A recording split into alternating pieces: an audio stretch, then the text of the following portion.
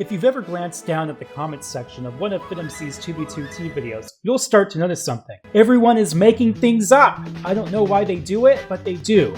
So today, we're going to take some of these cringy comments and turn them into real stories. Let's get into it.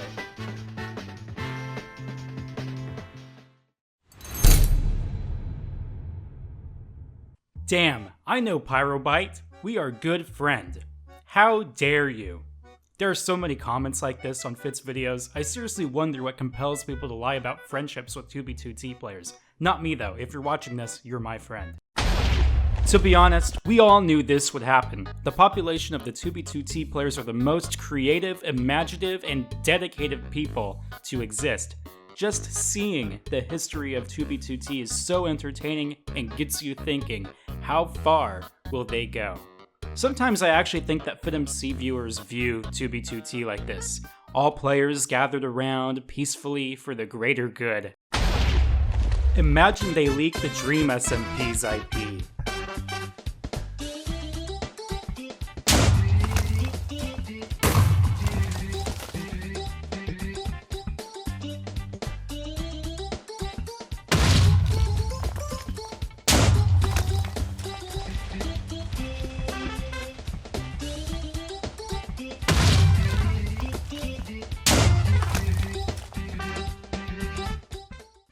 I escaped spawn within my first 20 min on the server on March 31st, 2019.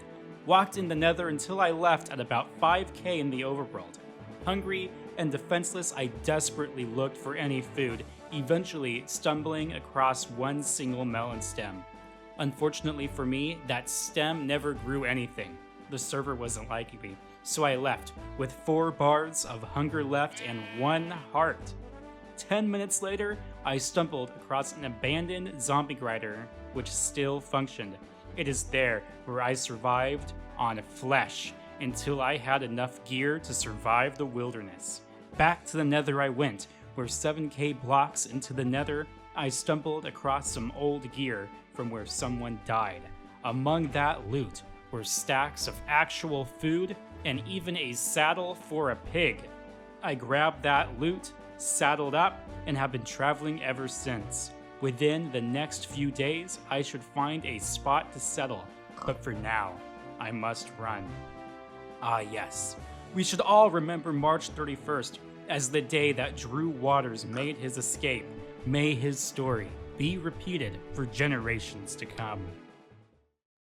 I feel like 2b2t should be deleted from Minecraft for good. It's getting more and more intense. People treating 2b2t like their actual lives. People making cults in 2b2t, real life crimes happening on 2b2t, and now they are attacking people outside of 2b2t.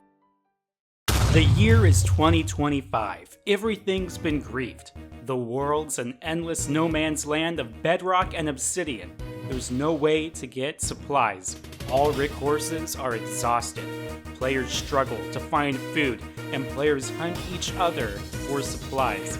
Hidden caches still exist, hidden in parts of the nether, but portals are hard to find these days. Players cry out or pray for a world reset, but Housemaster doesn't grant their wishes, for the players must live in the world they created. They must live with the sins they committed. And the tab list will probably say, updating to 1.13 soon. 2b2t is not just a normal server. It has the history of a country. Wars fought by factions long gone.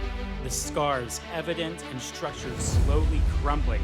There are alliances and betrayals, politics and anarchy, drama beyond prediction, deep, intertwining stories over years upon years, and it continues to evolve. Let's be honest here. If you took a random faction server from 2012 and dramatized every event that happened on there, you'd get the same result: betrayals, insiders' griefs, and more. Minecraft multiplayer is the greatest reenactment of Lord of the Flies ever produced. I promise to remember Sato when I build an empire. I promise to remember Rusher when someone tries to invade my homeland. I promise to remember Fit when I want to fight back. I promise to remember Pop Bob when someone griefs my base. I promise to remember Jared when I grief a base. I promise to remember Pyrobyte when I'm in power. I promise to remember Chrome Crusher when I want to find a base. I promise to remember Optopia when I feel too trustworthy with someone. I promise to remember Tristan when someone threatens to hack me. I promise to remember Team Veteran when I want to fight the Rushers. I promise to remember Team Rusher when I think I've lost. I promise to remember the 2B2T Legends when someone says I'm nobody. I promise to remember Phobos when I backdoor a client. Others will not stay alive on the server. Normal people cry when their base is griefed. We only become better players. Normal people say the server is too hard. We say that it's a filter to keep out bad players. Normal people care about winning. We care about history. Normal people will never use a hacked client. We think it's mandatory. Normal kids leave after a few minutes. We'll stay until we are known. Normal people would say a server is dead when it has been hacked and griefed, but to us, it will be the next chapter in history. True 2B2T players will repost this, and the realist ones will subscribe to my channel for more. Thanks for watching. That was kind of a different style for me, but if you liked it, please let me know in the comments below. And if you want to continue watching cringy comment videos, click on one of these squares.